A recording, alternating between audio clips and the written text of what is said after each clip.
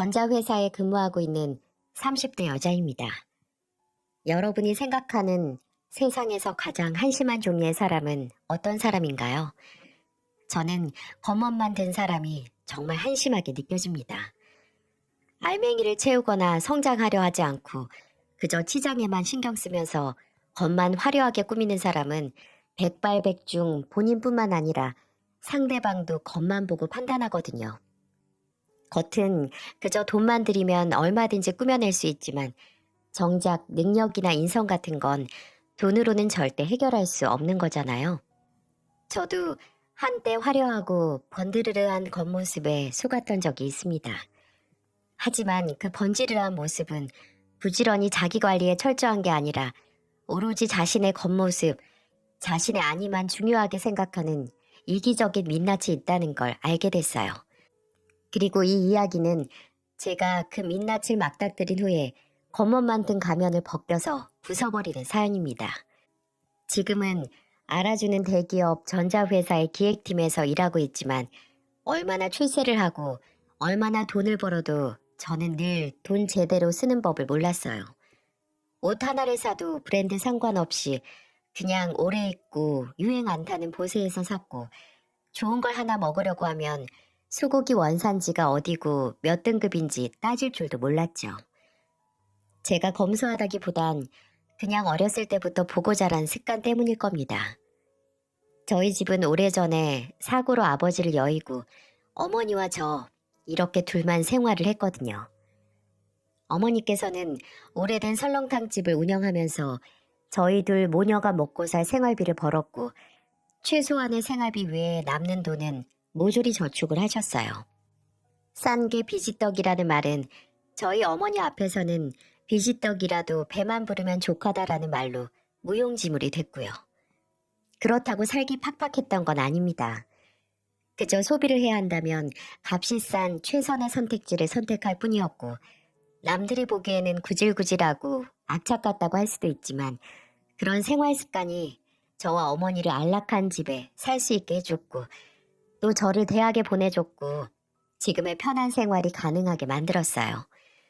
근데 또 습관이 무섭잖아요. 제가 취업을 하고 생활이 예전보다 훨씬 여유로워졌지만 저와 저희 어머니의 씀씀이는 그대로였어요. 1인당 몇십만 원씩 하는 호텔 레스토랑도 남편과 연애할 때 처음 가봤으니 말입니다.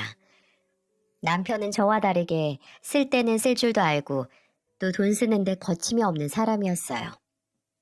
대학교 동기에게서 소개를 받은 남편은 저와 동갑으로 해외 명품 브랜드 회사의 관리직이었는데 직업만 들어도 좀 화려하고 있어 보인다고 생각을 했어요.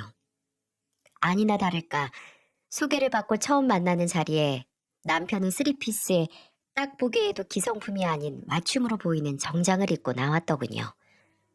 비싼 옷에서 나오는 건지 아니면 탄탄한 직업에서 나오는 건지 모르겠지만 남편의 첫인상은 자신만만하고 콧대가 좀 높아 보인다는 거였네요. 말 한마디 한마디에서 자신감이 보였고 첫 데이트도 굉장히 주도적으로 이끄는 리더십이 있었습니다. 그렇게 제게 없는 점을 갖고 있는 남편에게 전 끌렸어요. 자신을 잘 가꾸고 투자하는 남편에게 말이죠. 남편은 사용하는 향수만 수십 가지였고 옷은 따로 옷방을 만들어도 모자랄 정도로 많다고 했어요. 때로 본인이 누리고 걸치고 있는 걸 나열하면서 뽐내기도 했지만 그때는 자기 관리에 참 철저한 자신감이라고 생각을 했습니다. 이왕 할 거면 뭐든 최고를 해야 직성이 풀리는 남편은 저와 연애를 하던 때도 최고의 데이트 코스를 짜서 왔어요. 좌석 가격만 30만 원 가까이 하는 VIP 뮤지컬 티켓을 예매해오고 연출이 있어서 예약을 해야만 갈 수 있는 원테이블 레스토랑에 가서 식사를 했죠. 종종 제가 데이트에 돈을 너무 많이 쓰는 것 같다. 그냥 소소한 데이트도 좀 하자고 하니 이런 말을 하더라고요. 나는 지혜 너랑 하는 건 뭐든 최고로 즐기고 싶어. 여행부터 한 끼 식사까지 뭐든지. 나한테 소중한 사람하고 시간 보내는 건데 돈이 무슨 대수야. 그래도 한 번 만나는데 매번 몇십씩 쓸 수 없잖아. 내가 쓰는데 왜 지혜 네가 아까워해? 나는 별 볼 일 없는 곳에서 시간 보내고 싶지 않아. 내가 그러고 싶다니까.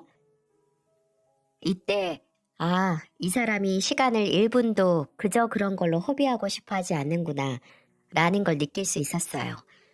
하지만 오로지 남편이 제게 돈을 잘 쓴다고 해서 마음이 갔던 건 아니었어요. 아무리 살아가는 방식이 달라도 본질적으로 저희는 같은 점이 있었거든요. 남편도 저와 마찬가지로 일찍 아버지가 돌아가시고 홀어머니와 남동생 셋이서 살아왔다는 점이 같았죠. 만난 지 반년 정도 지났을 때 남편은 술 한 잔 걸치고 제게 고백을 하더군요. 내가 죽어라 출세해서 돈 버는 거? 물론 예전에 누리지 못한 걸 지금 누리기 위해 돈 버는 것도 맞지만 다 나랑 내 동생 키우느라 고생한 우리 엄마 호강시켜 드리려고 그런 거야. 주 역시 어머니께서 고생을 많이 하셨나 봐. 우리 엄마 진짜 불쌍하게 사셨어. 지혜 너희 어머니는 그래도 식당 하나라도 있지. 우리 엄마는 돌아가신 아버지가 남긴 빚 때문에 남의 집 청소해주는 아르바이트 하면서 몸이 부서져라 일하셨어. 지금에야 나랑 동생이 돈 벌어서 빚도 다 갚고 엄마 집 마련해서 편하게 사시지만 내가 평생 다 갚아도 모자라. 그 마음을 누구보다 잘 알았습니다. 저 또한 어머니께서 혼자 딸 자식 조금이라도 본인보다 편하게 살게 하기 위해 일하셨던 걸 알고 어른이 돼서 돈을 벌면서 늘 어머니 생각이 먼저 났거든요. 좋은 곳에 가면 어머니 생각이 가장 먼저 나고 좋은 걸 먹으면 어머니 생각이 나는 그런 마음을 말이죠.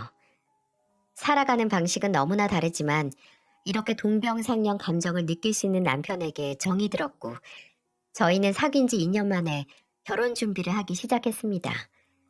평소에도 본인 어머니 이야기를 참 애틋하게 하고 끔찍히 생각하는 걸 알고 있었지만 실제로 남편이 시어머니와 함께 있는 모습을 봤을 때는 적잖이 놀랐습니다. 처음 시댁에 결혼 전에 인사를 하러 갔을 때 남편은 산만한 덩치로 시어머니께 안겼고 시어머니도 그런 남편을 마주 안아주시면서 엉덩이를 톡톡 때리시더라고요.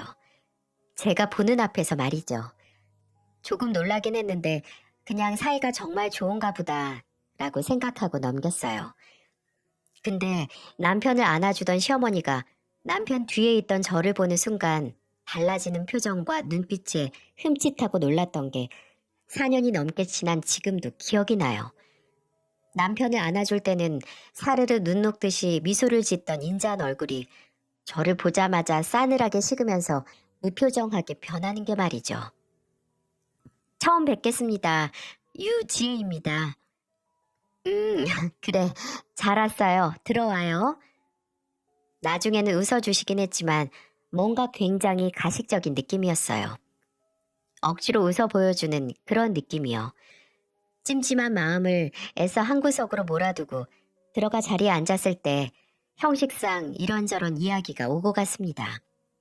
그러다가 저도 아버지가 일찍 돌아가시고 어머니도 혼자 오래 지내셨다는 이야기가 나왔는데 시어머니가 갑자기 굉장히 서글픈 표정을 지으시더라고요. 그래서 본인 처지와 같은 집안이라서 좀 공감이 되시나 싶었는데 그 입에서 나온 말은 전혀 그런 종류의 말이 아니었어요. 우리 아들 불쌍하게 장이 나고 술 한잔 못 해보겠네. 아니, 이게 말이 되나요? 불쌍한 건 일찍 아버지가 돌아가셔서 어머니하고 둘이 산 저지 장인한테 고작 술 한잔 못 받는 남편이 대체 뭐가 불쌍하냐고요. 제가 어처구니가 없어서 뭐라 대답을 못하니까 남편은 수습한답시고 내가 결혼해서 장인어른 생기면 아버지랑 못 해본 거 하고 싶었던 걸 아셔서 그래. 라고 하는데 그 말에 저도 기분이 나빠 작은 목소리로 남편에게 그럼 나도 억울하지. 며느리 사랑은 시아버지라고 하잖아. 라고 했네요. 시어머니는 본인이 말실수한 걸 전혀 인지하지 못하고 그 후로도 제가 국내 대기업에 다닌다는 얘기가 나오니까 요새는 해외 브랜드가 최고라더라 라는 소리를 하셨네요. 좀 짜증이 나서 시댁 거실을 쭉 둘러보고 어머님, TV랑 에어컨이랑 저기 공기청정기 다 저희 회사 제품이네요. 써보니까 역시 국내 제품이 최고죠? 라고 하니 시어머니는 입술을 한번 삐죽거리고 바로 다른 주제로 대화를 돌리시더군요. 나중에 시댁에서 식사를 다 마치고 집으로 가려고 일어설 때 제가 나오면서 차키를 남편에게 건넸거든요. 근데 배웅해 주시던 시어머니가 그걸 보고 또 이렇게 말씀하셨어요. 너는 네 손으로 운전대 안 잡니? 갈 때도 주여기를 꼭 시켜야 쓰겠어. 아니 그럼 남편 차를 타고 왔는데 굳이 제가 운전을 해서 가야 하는 건가요? 운전을 제가 안 했다는 것만으로 타박받아야 하는 건지. 남편은 제게 우리 엄마가 나를 너무 아껴서 그래. 장가 간다니까 걱정되고 서운하셔서 괜히 지금만 그러시는 거지. 결혼하면 안 그러실 거야. 라고 했지만 저는 그 말을 믿지 않았어요. 그리고 제 예상이 적중했죠. 시어머니의 이런 행동은 저희가 결혼을 해서 더 심해졌지 결코 나아지진 않았습니다. 오히려 이 첫 만남이 시작이었죠. 솔직히 너무 많아서 전부 늘어놓진 못하겠지만 정말 대표적인 얘기만 해드릴게요. 일단 시어머니는 남편이 힘을 쓰는 꼴을 못 보셨어요. 무거운 물건을 들거나 벽에 못을 박고 가구 같은 걸 조립하는 것을요. 결혼하고 처음으로 시댁 김장을 도와드리러 간 날이 있었거든요. 처음부터 제게 먼저 전화를 하셔서 바쁜 애한테 말하지 말고 그냥 너만 오라고 그렇게 얘기하시더군요. 남편은 주말에 쉬게 내버려두고 저만 오라고요. 근데 제가 왜 굳이 그래야 하나요? 모른 척하고 남편을 끌고 가니 시어머니는 현관으로 들어서자마자 절 째려보시더군요. 그리고 김장을 준비하면서 김치를 버무려야 할 큰 대야가 필요하잖아요. 근데 바닥에 깔린 비닐이나 신문지는 보이는데 대야가 도무지 안 보여서 시어머니께 물어봤죠. 어머님, 김장할 큰 대야 같은 거 없어요? 어디서 해요? 어? 아, 있어. 잠깐 기다려봐라. 그러고 한참을 주방에서 다른 일을 하셔서 저도 양념 만든 거 정리하고 있는데 그때 남편이 화장실에 갔거든요. 화장실 문이 닫히는 소리가 나자마자 갑자기 저를 부르셨어요. 너 이리 와라 라고 부르셔서 간 곳은 다용도실이었고 시어머니는 다용도실 끝에 자리한 작은 창고 문을 가리키면서 이렇게 말씀하셨어요. 거기 열면 제일 위 칸에 다라이 큰 거 3개 겹친 거 있을 거다. 끄집어내서 이쪽에 내려다 놔라. 일단 시키시니까 하긴 했는데 느낌이 좀 이상했어요. 아무래도 타이밍이 말이죠. 남편이 없을 때 제게 힘쓰는 일을 시키려고 아마 기다리고 계셨던 것 같지 않나요? 그래도 사람이 그렇게 유치할까 싶어서 애써 다르게 생각하려고 하는데 제 느낌은 틀린 게 아니었네요. 시어머니는 남편에게는 담근 김치를 넣은 빈통을 안겨주면서 옮기라고 하시고 제게는 절인 배추가 가득 들어있는 스텐 대야를 안겨주시면서 거실로 옮기라고 하셨습니다. 뭐가 더 무거울까요? 남편은 키가 180이 넘고 운동도 꾸준히 해서 몸이 좋았고 저는 160 초반의 키에 몸에 근육도 얼마 없어서요. 근데도 시어머니 눈에는 남편이 세상 약해 보이고 제가 힘 좋은 돌쇠처럼 보이는지 너무나 당연하게 무거운 것만 골라서 제게 일을 시키시더군요. 진짜 헛웃음이 나왔습니다. 나중에 김장이 다 끝나고 설거지도 저를 시키시려고 하기에 중요한 전화 받는 척하면서 남편에게 떠넘겼어요. 그랬더니 시어머니가 한숨을 푹 쉬면서 설거지를 하려고 하는 남편에게 됐다, 가라 하고 본인이 하시더군요. 참나. 그리고 김치 2통 받고 집으로 가려고 하는데 정말 끝까지 그 김치통을 가리키면서 지혜가 들고 가, 잘 먹어라 라고 콕 집어서 말하셨어요. 진짜 너무하신다 싶어서 저는 잘 먹을게요. 여보 들고 내려와 라고 한 다음에 먼저 현관문을 빠져나갔습니다. 명절에도 마찬가지였어요. 조금이라도 힘이 더 드는 일은 악착같이 제게 맡기려고 하셨어요. 이외에도 남편이 한 번씩 혼자 시댁에 가서 밥을 먹고 오는 날이면 어김없이 그날 저녁에 전화를 하셔서 너 요새 네 서방밥 잘 안 챙기니? 애가 집에 와서 한 달은 굶은 것처럼 밥을 먹고 가더라. 그럴 거면 너 일 그만두고 집에서 살림해. 무슨 대단한 일 한다고 서방 배 굶겨가면서 하니? 라고 하시기도 했어요.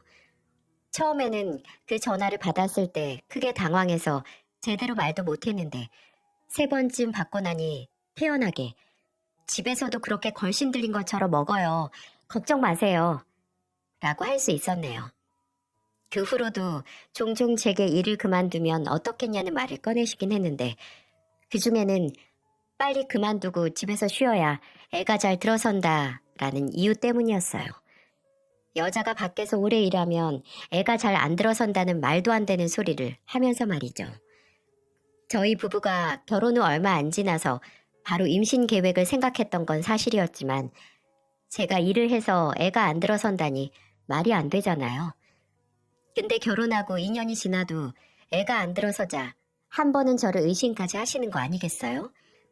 몸에 이상이 없는 이상 이렇게 애가 안 생길 수 없다고 저를 끌고 산부인과에 가려고 하셨어요.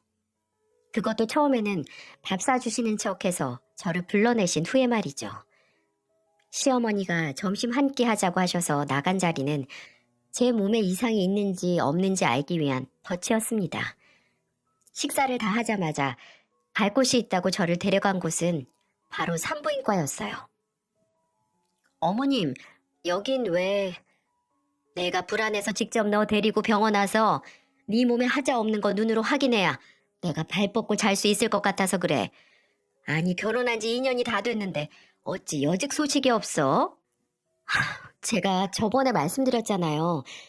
올해 초에 건강검진 싹 했을 때 산부인과 검진도 했는데 아무 문제 없다고 했다고요. 내가 그걸 어떻게 믿어? 그냥 한 번 더 받아봐. 내가 보는 앞에서. 못 믿으시는 건 어머니 문제고요. 제가 괜찮다는데 대체 왜 그러세요? 그리고 제가 문제가 없다면 주혁 씨도 검사를 해야 하는 거 아닌가요? 뭐? 그게 무슨 소리냐? 내 아들 몸에 무슨 문제가 있다 이거냐? 이 김숙자 아들한테는 아무 문제 없어. 그럼 한경애 씨 딸 몸에도 아무 문제 없어요, 어머님. 제발 부탁인데요. 이제 제 임신 문제로 이렇게 불러내시는 것처럼 저한테만 스트레스 좀 그만 주세요. 임신은 뭐 저 혼자 해요? 이렇게 호소를 해도 시어머니는 말을 듣지 않으셨죠. 나중에는 제가 회사를 더 다니려고 일부러 약을 먹어 임신을 안 한다고까지 몰아가셨습니다. 저희 집에 와서 제 책상이나 화장대 약은 없는지 확인하다가 제게 들켜서 한바탕 난리가 나기도 했어요. 그럴 때마다 남편은 그저 우리 엄마가 날 너무 생각해서 우리 엄마가 아직도 내가 애처럼 느껴지나 봐. 다 나 걱정해서 그러시는 거니까 당신이 좀 이해해줘. 라고 정말 말뿐인 위로만 할 뿐이었어요.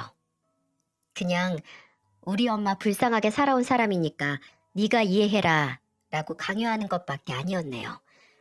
아니, 오히려 한술 더 떴습니다. 결혼하고 1년이 지나가기도 전에 저는 알아버렸네요. 제가 이야기 초반에 남편은 본인에게 투자하는 걸 두려워하지 않고 자기 관리가 투철하며 소중한 사람에게도 돈을 잘 쓴다고 말했었죠. 근데 그게 아니었더라고요. 남편이 투자하고 돈을 쓰는 건 본인과 본인의 가족들에게 뿐이었어요. 저와 제 가족은 그 바운더리에 들어가지도 않았고요. 그건 결혼하고 나서 시어머니의 생신과 저희 친정어머니의 생신 지나고서야 깨달을 수 있었죠. 시어머니는 11월생이시고 저희 어머니는 2월생이시거든요. 저희는 그해 6월에 결혼을 해서 시어머니 생신을 먼저 축하드려야 했어요. 남편은 제게 선물만 준비하고 생신날 다 같이 식사를 할 레스토랑은 본인이 직접 예약을 하겠다고 하더군요.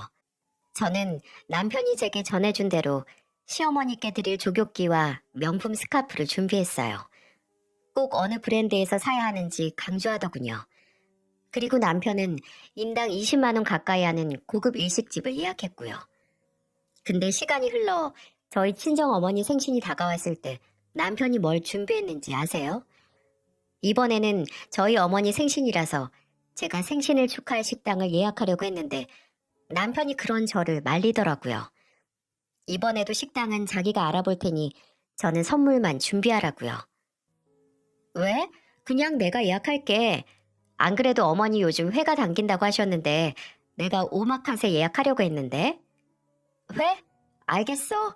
그럼 내가 좋은 대로 예약할게. 아무래도 선물은 당신이 준비하는 게 낫잖아. 나는 여자들이 뭘 좋아하는지도 잘 모르고. 엄선해서 좋은 식당을 예약한다고 하는데 저도 알겠다고 하고 그냥 어머니 선물만 준비했죠. 근데 남편이 저와 어머니를 데리고 간 식당은 시어머니 생신을 축하했던 고급 일식집과는 정반대인 인당 3만 원도 안 되는 무한 리필 해산물 뷔페였습니다. 느껴지시나요? 본인 어머니 생신에는 20만 원짜리 일식집을 예약한 사람이 장모님 생신에는 인당 3만 원이라니.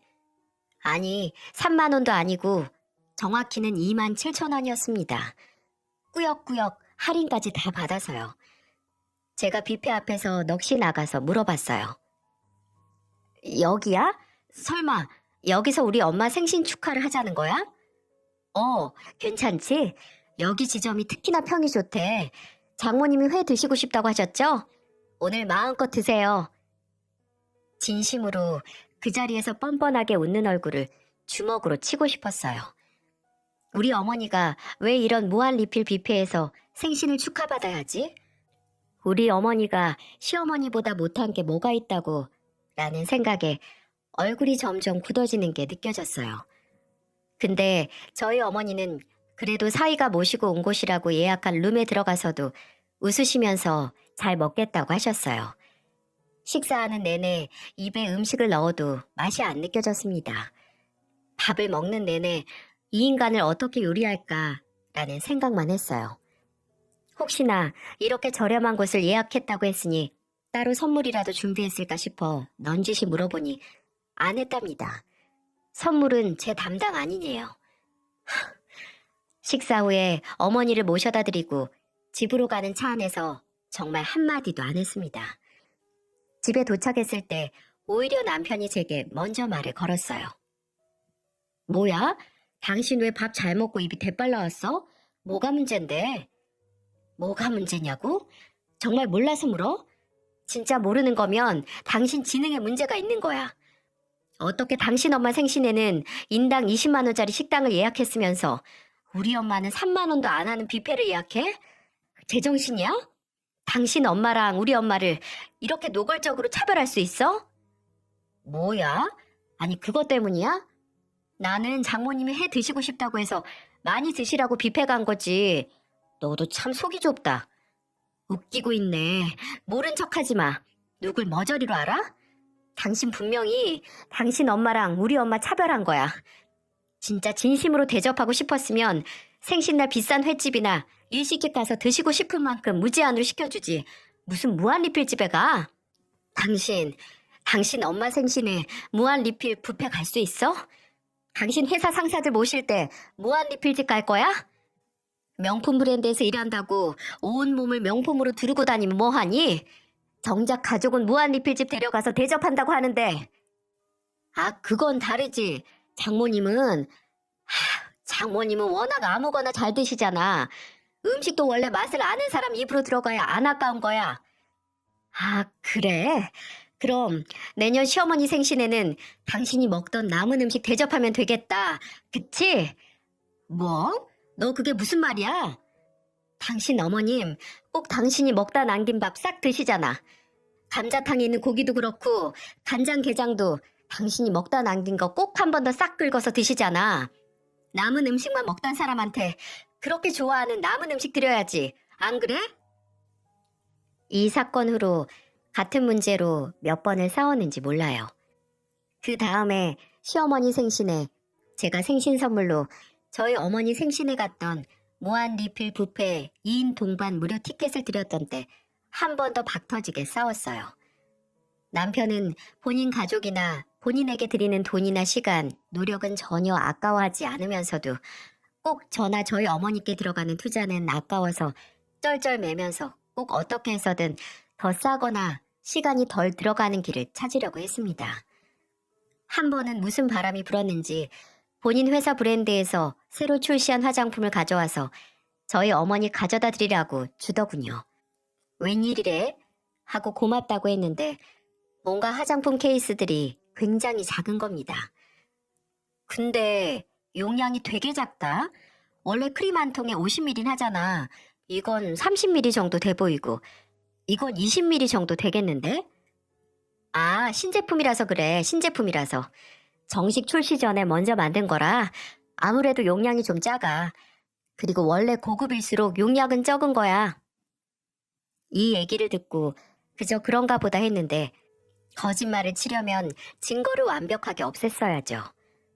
아파트 분리수거하는 날 박스를 치우는데 그곳에 남편이 저희 어머니께 드리라고 준 화장품 본품 박스가 있었습니다. 그리고 그 박스를 들었을 때 본품 60ml와 함께 샘플 20ml가 같이 들어있었다는 걸 알게 됐죠. 그렇습니다. 본품은 본인 어머니께 드리고 공짜로 딸린 샘플만 저희 친정 어머니께 적선하듯이 준 거예요. 그때 바로 어머니를 드리려고 했던 작은 크림통을 들어 소파에 누워있던 남편에게 던졌습니다. 일단 샘플 줄 거면 차라리 주지 말라고, 필요 없다고 고래고래 소리를 지르면서요. 남편은 순간 얼굴로 크림통을 맞아 화를 내려다가 제 손에 들린 본품 박스를 보고 말을 잇지 못하더군요. 지도 할 말이 없겠죠. 그저 본인 아들만 귀하게 여기는 시어머니와 마찬가지로 남편 또한 그저 본인과 본인 어머니만 소중할 줄 아는 그런 이기적인 인간이었습니다. 심지어 지 혼자서 알아서 효도를 하는 것도 아니었어요. 저희 어머니한테는 샘플 주는 인간이 시어머니가 조금이라도 몸살이 나시거나 하면 저한테 이런 말부터 꺼냈으니까요. 엄마 혼자서 괜찮으실까? 당신이 가서 죽 좀 만들어 드려야 하는 거 아니야? 약 좀 챙겨드리고. 왜 당신이 안 가고 내가 가? 아니 며느리가 시어머니 편찮으시면 갈 수도 있지. 내가 뭐 못할 말 했어? 내 말은 왜 아들인 당신이 먼저 갈 생각은 안 하고 나한테 먼저 떠넘기냐는 말이야. 야, 됐어. 애가 너한테 무슨 말을 하겠니? 우리 엄마도 참 불쌍하시지. 이렇게 정없는 며느리나 보고. 우리 엄마야말로 불쌍해. 생신날 무한리필 뷔페나 데려가는 사이 봤으니까. 명품 브랜드에서 일하면 뭐하니? 하는 짓이 명품이 아닌데. 그리고 제가 저희 어머니께서 무릎 수술을 하셨을 때 휴가 받아 병원에서 간병하러 갔거든요. 근데 제가 간병 가기 전 집에서 간단하게 짐을 싸고 있으니 뒤에서 삐딱하게 서서 그러더군요. 너는 너희 어머니만 중하고 우리 엄마는 안중에도 없지? 장모님 아프시다니까 바로 튀어가네? 그럼 너도 튀어가던가. 나한테 가서 죽하라고 해놓고 내가 안 간다고 했으면 너라도 갔어야지. 그나마 나는 너한테 떠넘기지도 않고 내가 알아서 하잖아. 어머님도 참 딱가시지. 입으로만 효도하는 자식 때문에 편찮으실 때 죽 한 번 못 얻어 드시고. 그리고 나는 어머님 편찮으실 때 안부 연락이라도 했어. 근데 너는 우리 엄마 수술하신 다음에 전화라도 드렸어? 아니잖아. 저희는 이런 다툼이 쌓이고 쌓여서 급속도로 서로 사이가 안 좋아졌습니다.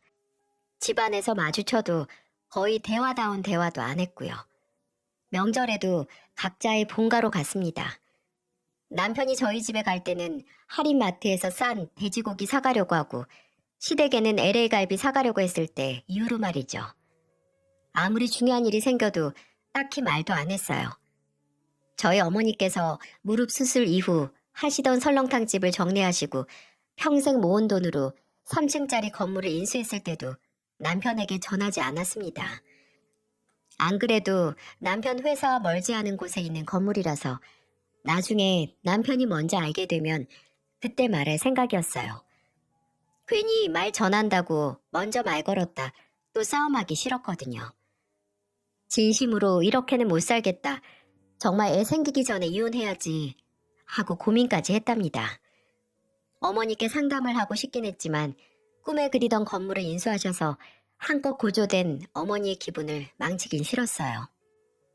어머니는 식당을 정리하고 작지만 건물주가 된 후 조금 쉬셔도 좋을 텐데 수술한 지 얼마 지나지 않은 몸으로 매일 건물에 출근하듯 가셔서 청소를 도맡아 하셨거든요.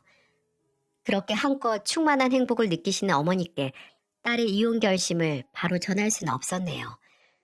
그렇게 간간히 먼저 이혼했던 친구들에게 조언을 받아가면서 혼자 끙끙 앓고 있었어요. 그러다가 알타 못해 막 썩어가려던 이가 알아서 툭 뽑힌 사건이 터지고야 말았어요. 하루는 남편이 퇴근하고 집에 와서 계속 비죽비죽 웃는 게 아니겠어요? 저랑 눈을 마주칠 때마다 굉장히 기분 나쁘게요. 며칠 전부터 감기 기운이 있다고 죽어가던 사람이 왜 저러지 싶어서 미심쩍었는데 밥을 먹다 말고 대뜸 이런 소리를 하더군요. 이번 주 주말에 우리 엄마 모시고 바람 좀 쐬러 가자. 이번 주? 안 돼. 나 금요일에 엄마 모시고 병원 갔다가 엄마 집에서 자고 올 거야. 너는 무슨 며느리가 그러냐? 좀 시어머니한테 잘 보일 생각 없어? 주말에 모시고 좋은 데 가서 같이 시간도 좀 보내고, 어? 그러는 너는 좋은 사이가 될 생각은 있어? 평소에 전화 한 통 안 하는 주제에 무슨 할 말이 있어서 그래? 야, 전화? 참나. 내가 아무리 전화를 한다 한들 장모님은 내 전화 받을 시간도 없으실걸? 청소하느라 너무 바빠 보이던데? 뭐? 그게 무슨 소리야? 내가 너 쪽팔릴까봐 말 안 하려고 했는데 너도 참 너무하다. 아무리 네 엄마가 건물에서 청소일 하는 게 부끄러워도 그렇지 남편한테도 말을 안 하냐? 무릎 수술하시고 뭐 식당 매출이 얼마나 떨어졌길래 장사까지 접고 건물 청소를 하고 다니셔? 말 좀 똑바로 처음부터 해. 무슨 소린지 알아먹게. 끝까지 모른 척하네. 나 오늘 회사 근처 병원에 갔는데 장모님이 계시더라. 아주 팔 걷어붙이고 바지땀까지 젖고 청소 열심히 하고 계시던데? 참, 그렇게 열심히 일하시는데 딸은 쪽팔려서 남편한테도 말 안 하고 장모님만 불쌍하시다. 당신 지금 땡땡상가 말하는 거야? 거봐, 당신도 알고 있네. 그래서 너 병원 갔다 우리 엄마 만나서 아는 척은 했어? 아니 뭐 장모님이 워낙 바빠 보이기도 했고 또 나도 점심시간에 병원 간 거라 시간이 없어서 그냥 아, 창피해서 아는 척도 못했다? 야, 그러는 넌 자기 엄마가 건물 청소하는 거 쪽팔려서 나한테도 비밀로 했으면서 그래, 쪽팔릴만도 하지. 나도 건물 청소로 한 푼 버는 장모 쪽팔리던데. 그래도 나는 또 되게 대단한 것 마냥 죽고 못 살고 챙기길래 효심이 지극한가 했더니 내가 너 그럴 줄. 야, 이 머저리 같은 놈아. 그 건물 우리 엄마 거야. 지난 9월에 매입하셨어.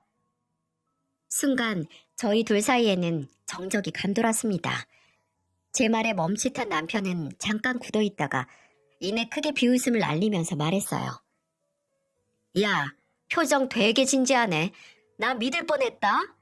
아무리 당장 쪽팔려도 수습 못할 거짓말을 하는 게 아니지. 너 나중에 어떻게 하려고 그러냐?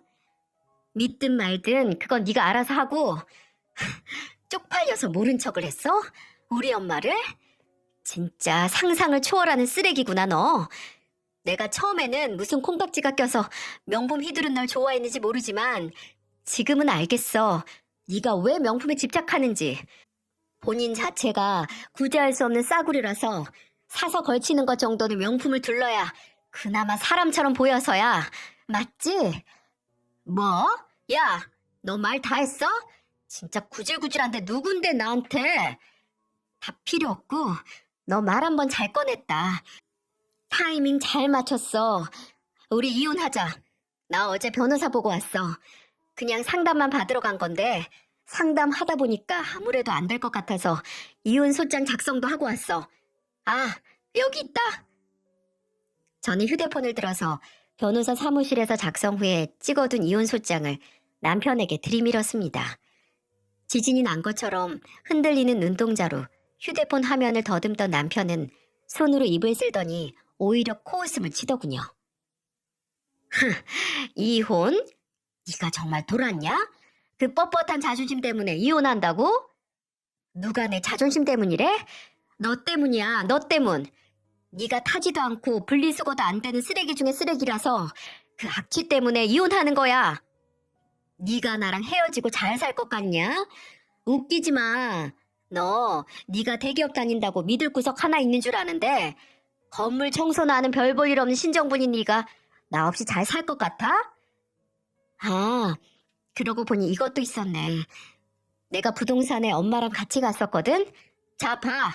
이걸 보고도 못 믿겠으면 뭐 어쩔 수 없고. 남편이 무슨 말을 하든 저는 들고 있던 휴대폰에서 다른 사진도 찾아서 남편 눈앞에 가져다 놨어요.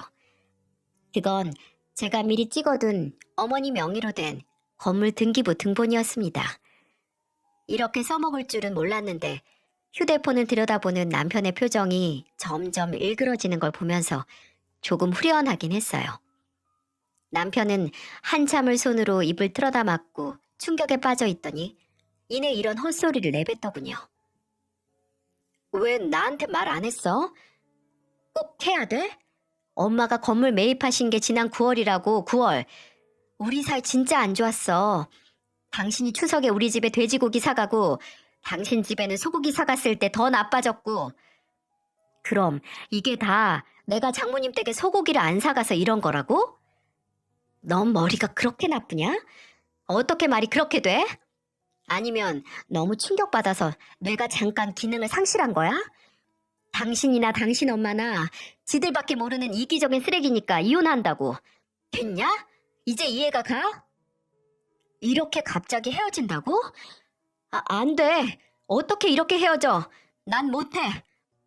갑자기도 아니고 당신 허락도 필요 없어. 내가 끝낸다면 끝내는 거야. 이혼 얘기가 나왔으니 한 집에 있는 건 아무래도 불편하겠지? 내가 나갈 테니까 이 집은 이혼 조정하면서 팔아서 쪼개든지 몰아주든지 하자. 야, 지혜야, 잠깐만. 너 이렇게 가면 분명 후회한다. 어? 간단하게 짐을 챙기는 제 옆에서 남편은 아주 성가시게 후회할 거다. 다시 생각해봐라. 너 너무 감정적이다. 라는 소리만 하더군요. 저는 트렁크 가방 하나를 들고 가방을 챙긴 다음에 저를 졸졸 쫓아서 현관문 앞까지 온 남편에게 말했어요. 왜? 건물주 딸이라고 생각하니 이제야 아깝니? 너 같은 놈은 그냥 평생 껍데기나 치장하고 그렇게 소중한 네 엄마랑 같이 살아. 아마 너 같은 놈 데려간다는 여자 없을 테니까 지구상에 딱 하나 있는 너 좋다는 여자, 네 엄마 잘 모시면서 살라고. 그대로 저는 어머니 댁으로 향했습니다. 어머니는 제가 남편과 사이가 좀 서먹하다고만 알고 계셨지 이렇게 이혼까지 결심할 정도로 나쁘다고는 상상도 못 하셨거든요.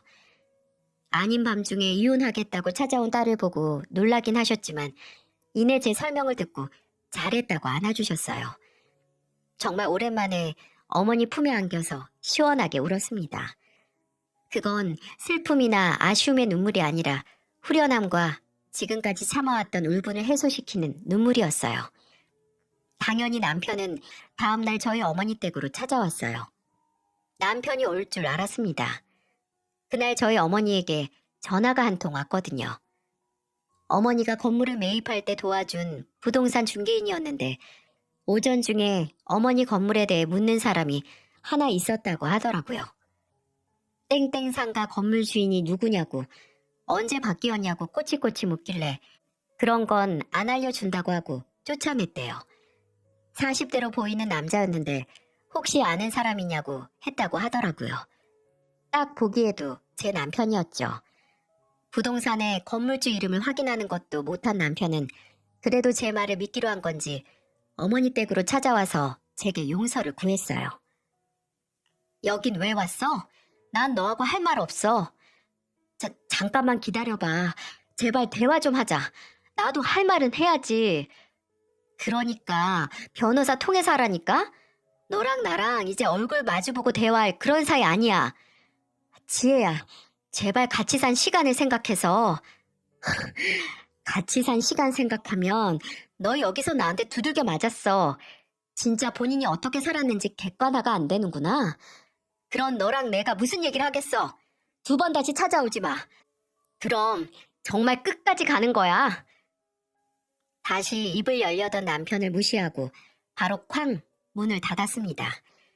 결과적으로 저희는 소송을 통해서 이혼을 했어요. 남편은 억울하다, 피해자는 본인이라고 했지만 어디 그게 사실이고 증거가 있나요?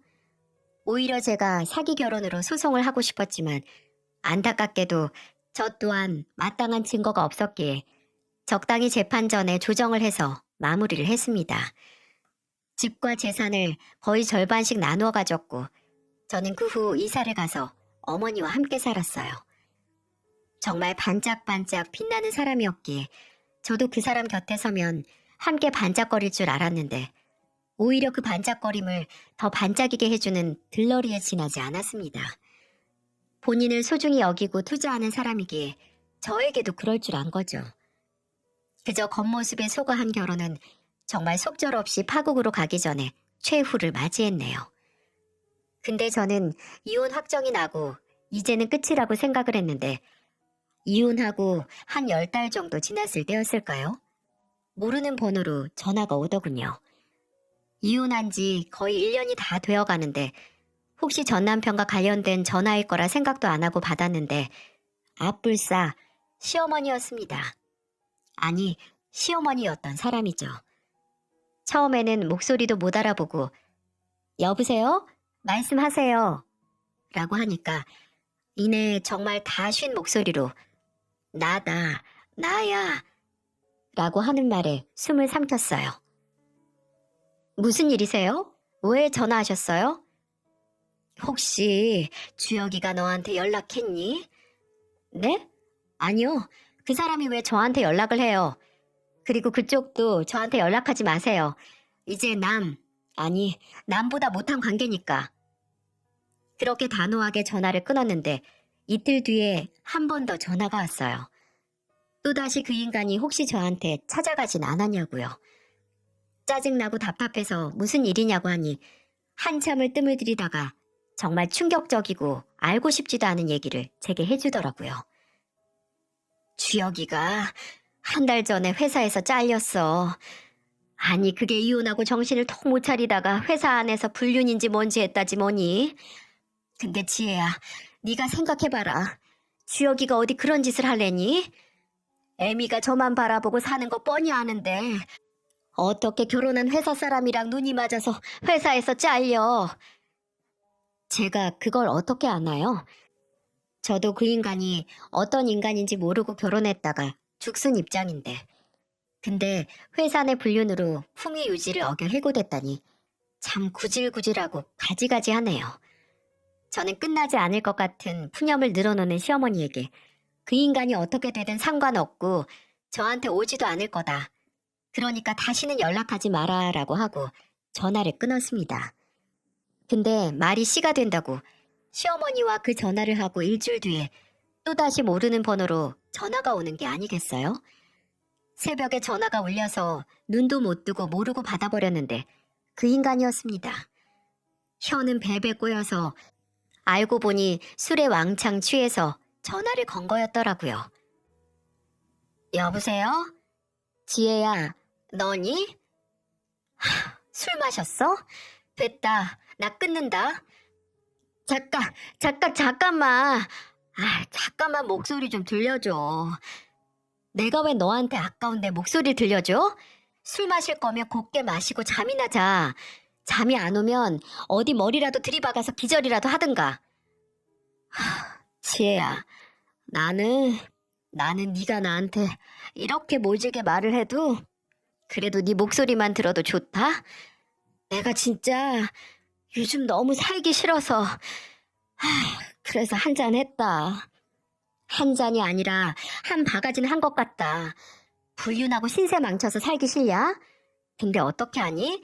다 네 잘못인데 나한테 전화해서 쓸데없는 하소연하지 말고 네 엄마한테나 해.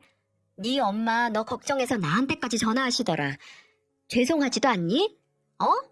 매번 입으로만 우리 엄마 불쌍한 사람이라고 하는데 네 엄마 불쌍하게 만드는 게 바로 너 같은 자식이야.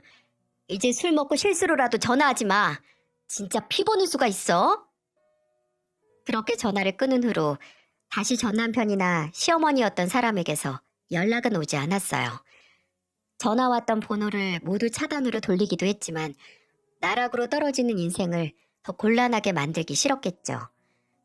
예전에 전 남편을 소개해줬던 대학 동기에게서 남편이 여전히 백수로 살고 있고 그러다 시모와 함께 작은 집으로 이사를 갔다는 소식을 들은 후로는 어떻게 사는지 모릅니다. 그렇게 명품 인생, 지 잘난 맛에 사는 인간이 한순간에 어머니 집에 얹혀 사는 날백수가 되다니. 진짜 인생은 짧은 것 같다가도 그 과정에서 시시각각 무서운 지각 변동으로 사람을 정신없게 만드는 것 같습니다. 뭐, 그 과정을 괴롭게 만든 것도 다 그 인간이 자초한 일이지만요. 저 또한 제 인생을 조금 더 고달프게 만들긴 했어요. 그 인간이 정말 어떤 사람인지 모르고 결혼까지 해서 3년의 결혼 생활 동안 괴로웠으니까 말이죠. 이제는 그 괴로움 속에서 벗어나 자유를 맛보며 어머니와 단란하게 살고 있지만 혹시 제 눈에 콩깍지가 늦게 벗겨졌으면 어땠을까 생각하면 소름이 끼칩니다. 어머니는 건물주가 됐음에도 지금까지 일주일에 3번은 꼭 건물에 나가셨어요.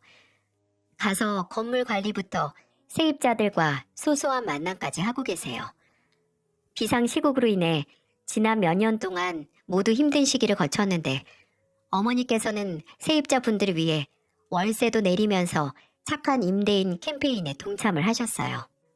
아마 이런 어머니의 심성이 전 남편과 제가 아무리 살아온 배경이 같을지라도 다른 종류의 인간으로 자란 이유겠죠.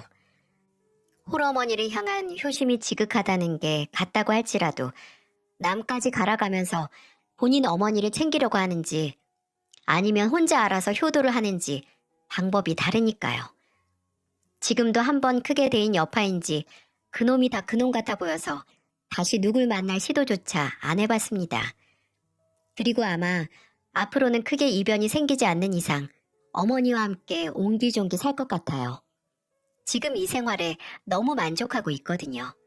어쩌면 괜히 콩깍지까지 써가면서 결혼을 했기에 그런 고생을 한 건 아닌가 싶기도 하네요.